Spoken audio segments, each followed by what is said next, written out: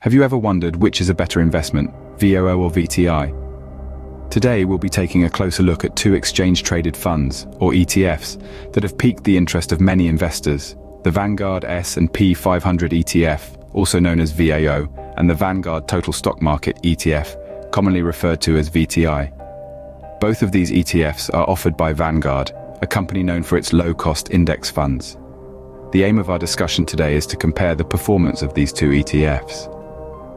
We'll be using data to dissect and understand their performance over a certain period, looking at key metrics such as the initial and final balance, compound annual growth rate, standard deviation, best and worst years, maximum drawdown, Sharpe ratio, alpha, and withdrawal rates.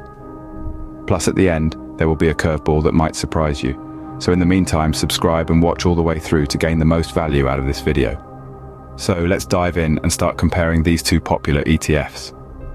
You might be surprised at what we find. First, let's look at the initial and final balance of both ETFs. Both the Vanguard Total Stock Market ETF, or VTI, and the Vanguard S&P 500 ETF, often referred to as VOO, started with the same initial investment of $10,000 the start of the backtest. Over the previous 12-year analyzed, these investments grew substantially.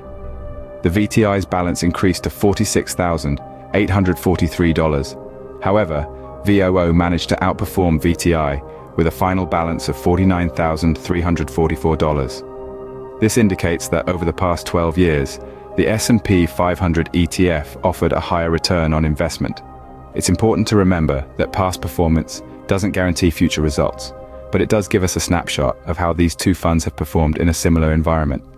So, in terms of final balance, VOO seems to have the edge. Now let's delve into some key performance metrics. CAGR, or compound annual growth rate, is a useful measure of growth over multiple time periods. The Vanguard Total Stock Market ETF had a CAGR of 12.53%, while the Vanguard S&P 500 ETF posted a slightly higher CAGR of 12.98%, indicating a marginally better annual growth. Now onto SNDEV, or standard deviation, which measures the amount of variability or dispersion in a set of values. The lower the standard deviation, the less volatile the investment. The S&P 500 ETF had a lower standard deviation of 14.44%, compared to the total stock market ETF's 14.91%, suggesting slightly less volatility.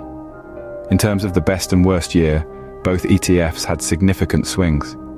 The total stock market ETF had a slightly higher best year performance at 33.45% growth, but also a worse downturn in its worst year with a 19.51% loss.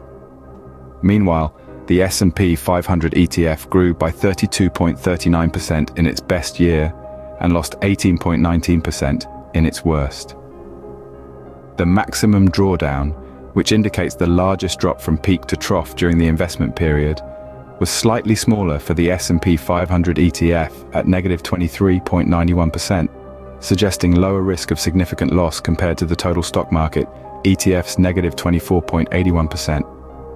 Lastly, let's look at the Sharpe ratio, which measures the performance of an investment compared to a risk-free asset after adjusting for its risk. A higher Sharpe ratio indicates better risk-adjusted returns. The S&P 500 ETF outshone with a Sharpe ratio of 0.85, suggesting it was the better investment when considering both return and risk. As we can see, both ETFs have their strengths and weaknesses, but there's more to these ETFs than meets the eye. Let's delve into some additional metrics. Let's start with alpha, which is a measure of an investment's performance relative to a benchmark. In this case, the Vanguard Total Stock Market ETF, or VTI, has a negative alpha of 0.71%. This suggests the fund underperformed its benchmark by that margin. On the other hand, the Vanguard S&P 500 ETF, or VOO, has an alpha that's virtually zero, indicating it tracked its benchmark perfectly. Now let's consider the withdrawal rates. The VTI shows a lower safe and perpetual withdrawal rate compared to VOO. This suggests that VOO might offer slightly better long-term income potential.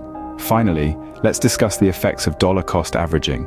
This is a strategy where investors regularly invest a fixed amount of money over time.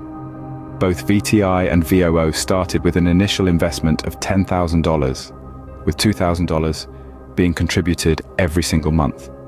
In the end, VTI's balance surged to $873,349, while VOO reached $909,292. That's over $35,943 difference, showcasing the potential impact of consistent contributions over time.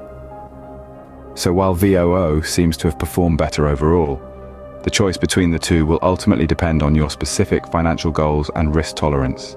Now that we've dissected the performance of both ETFs, what conclusion can we draw? From our analysis, it's clear that both the Vanguard Total Stock Market ETF and the Vanguard S&P 500 ETF have their strengths and weaknesses. The S&P 500 ETF outperformed the Total Stock Market ETF in terms of final balance, indicating a stronger overall performance over the period we analyzed. It also boasted a slightly higher compound annual growth rate and lower volatility, as shown by the standard deviation. However, the Total Stock Market ETF is not without its merits. It experienced a higher growth in its best year, although it also saw a steeper downturn in its worst year. These swings illustrate the potential risks and rewards of investing. When looking at risk-adjusted returns, the S&P 500 ETF edged out with a higher Sharpe ratio, suggesting it was the better investment when considering both return and risk.